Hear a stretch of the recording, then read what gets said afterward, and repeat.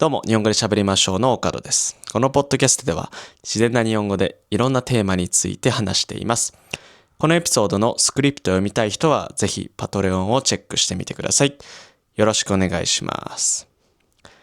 今日は落語について話したいと思います。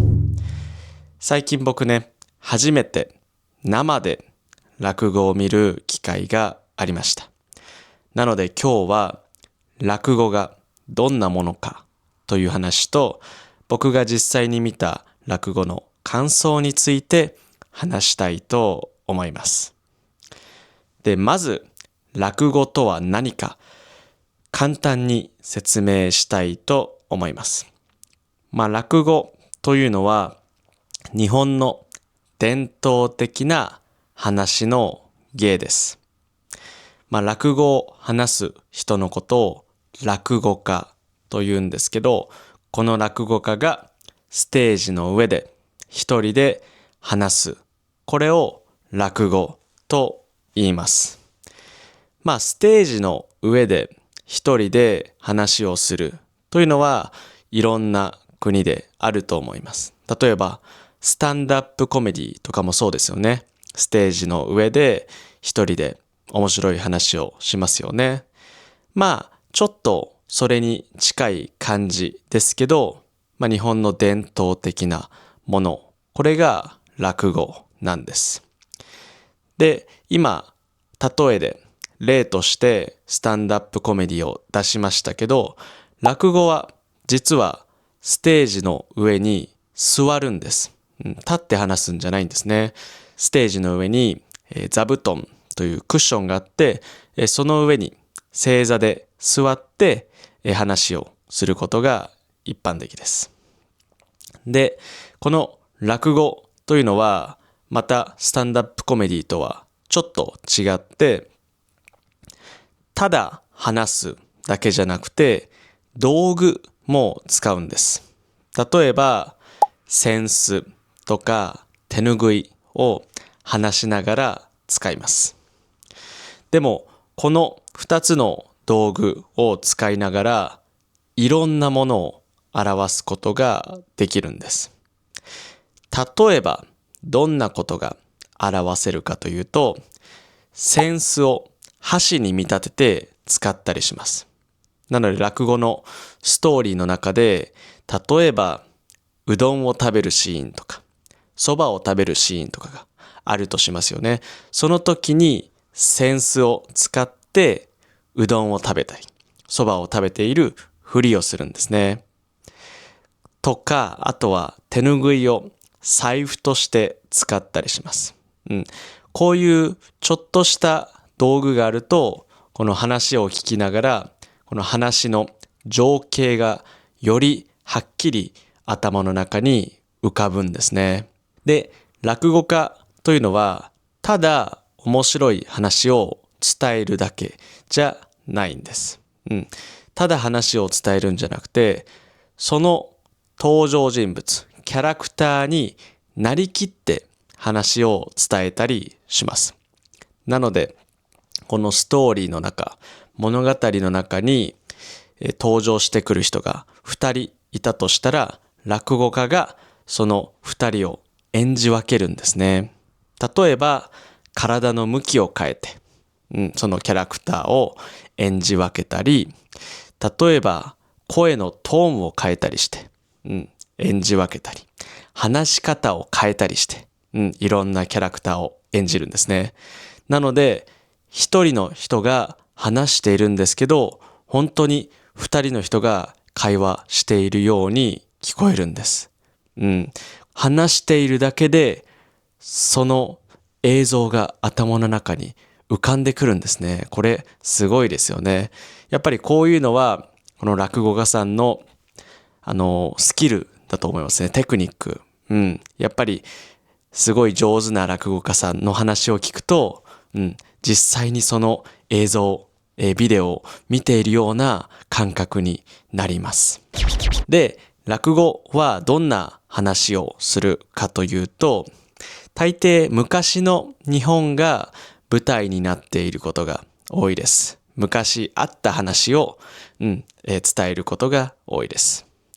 例えば、人間関係のトラブルについての話とか、あとは勘違いの話とか、あとは欲張りの人の話とか、割と今の時代の人もわかりやすいテーマが多いです。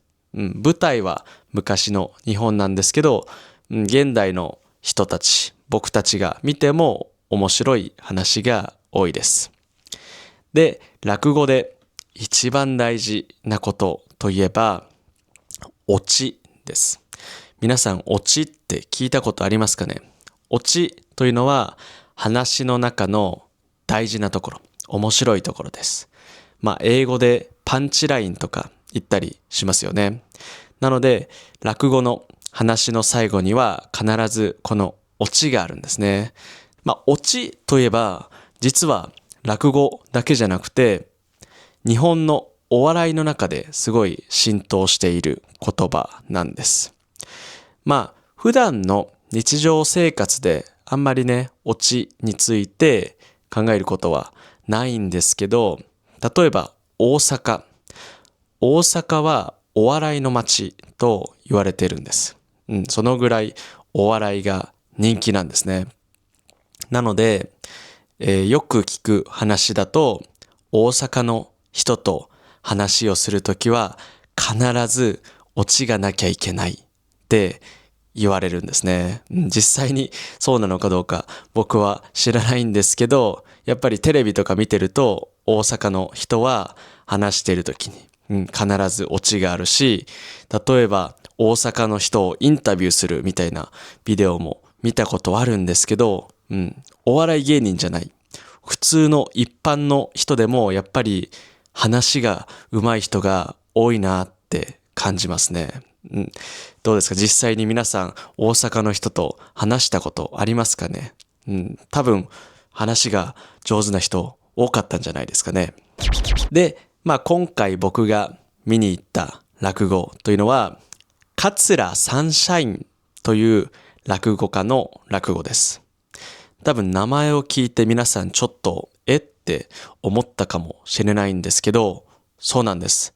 この落語家さんは日本人じゃないんです。実はこの桂サンシャインさんはカナダ出身の落語家なんですね。すごいですよね。外国人のカナダ人の落語家さんなんですけど、日本の落語をとても大切にしていて、で、日本だけじゃなくて世界中で落語をしているそうなんです。すごいですよね。で、なぜこの人の落語を見に行ったかというと、実は今回僕日本語じゃなくて英語の落語を見に行ったんです。正直ね、落語は実際見たことはあるんですよ。インターネットで落語を見たことはあるんですけど、もちろんその落語は日本語でした。なので今回英語の落語を聞くってなって、本当に英語でも面白いのかなってちょっと最初は不安でした。でもやっぱり実際に聞いてみるとそんなこと全然、考える必要はなかったです。英語でも全然すごく面白かったです。で、桂サンシャインさんは日本語でも落語をしていて、で、日本語でも全然面白いんですけど、英語でも同じぐらい面白かったです。今回たまたま英語でしたけど、次は桂サンシャインさんの日本語の落語も見てみたいなと思いました。でね、やっぱりさっきも言いましたけど、落語にはオチが大事ですよね。でも、オチだけじゃなくて、もう一つ大事なことがあるんです。何が大事かというと、間です。皆さん、間って何かわかりますか？間というのは静かな時間です。何も話さない、この話と話の間の時間ですね。